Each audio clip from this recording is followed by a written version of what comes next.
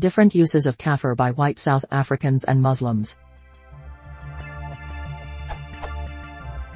Back in apartheid-era South Africa and, in camera, probably even today, the word Kaffir is used in much the same way nigger is used in the Western world, as a racist epithet directed at black people.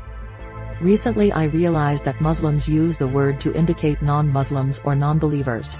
Is there any connection between these two usages?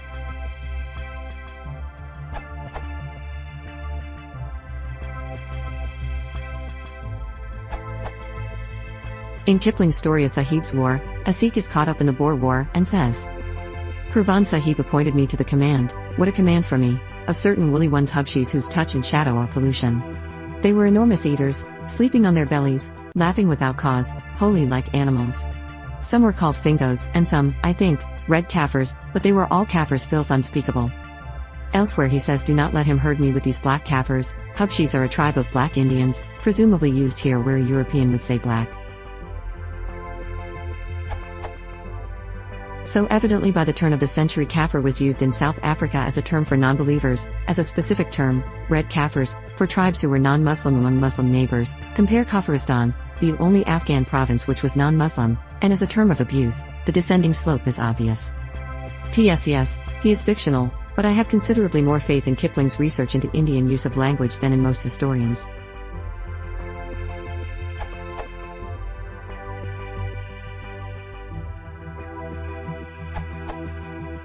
The Portuguese explorers or slave traders used the term Kaffir to refer to African tribes. The term nigger for slave was also of Portuguese origin. The root word comes from the Arabic for non-believer. In South Africa, it was only really adopted as a derogatory term by soldiers returning from Egypt after the Second World War had ended. The British had introduced a type of caste system, with the British or English being superior, the Boers providing semi-skilled labor, and the Kaffirs or blacks being unskilled and landless cheap laborers. South Africa was a British Union until 1961, by which time most of the legislation depriving black people of the right to own land had already been enacted. Land Acts 1910 to 1913. The Boers have been unfairly blamed for creating this term. Animosity between the races was fueled during the Boer War, aka the Anglo-Boer War, where the British military armed black groups to attack Boer farms. So the answer to your question is quite complex. The word has had many derogatory connotations, and has been used in South Africa for many years. The Bantu Wars, aka the Kaffir Wars, took the form of a long-running skirmish. Often, the Boers would side with one group of Sosas against another Xhosa chief, so it was not strictly a war between Boers and Sosas. The British again got involved. They drove the Sosas from their land and taxed the Boer farmers, which spurred the latter to embark on the Great Trek, Groot Trek. In 1976, the term Kaffir was banned as hurtful speech in South Africa.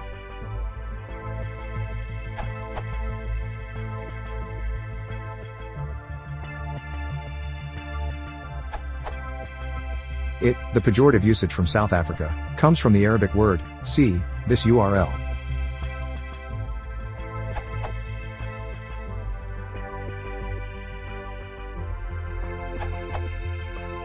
The Arabic/Islamic Kaffir has more pejorative overtones than merely non-believer. It's not just someone who doesn't share our religious belief, at least some of the time it's someone with a different and inferior racial and cultural background to us. Hence it's not difficult to imagine how white South Africans might have picked up the word and adopted it for their own purpose. Note that there has been a sizable Muslim presence in South Africa for as long as there has been a European presence.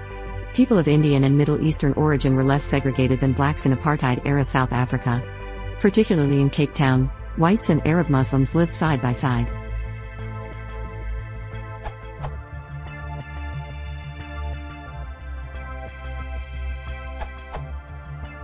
Arabs and Muslims were active in Africa with their slave trade long before the first Europeans arrived. Many Europeans referred to the indigenous population by many various terms, e.g. savage.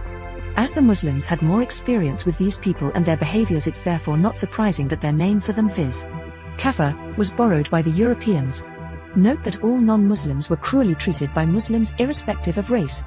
Therefore it's quite possible that Kaffirs were not so much classed as such purely based on their race, but quite possibly also because of their habits and behavior.